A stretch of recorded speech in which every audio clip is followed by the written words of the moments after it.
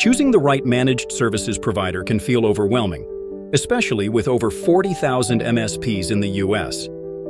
The decision you make can directly impact your business continuity, security, and growth.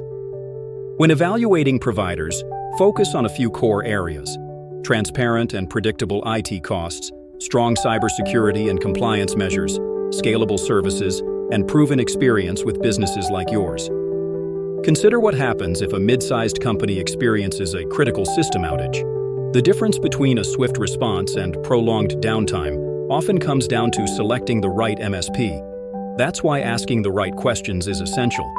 You'll want to know about their experience in your industry, how they ensure 24/7 support, whether they can provide references or case studies, their approach to data backup and disaster recovery, and how they handle regulatory compliance.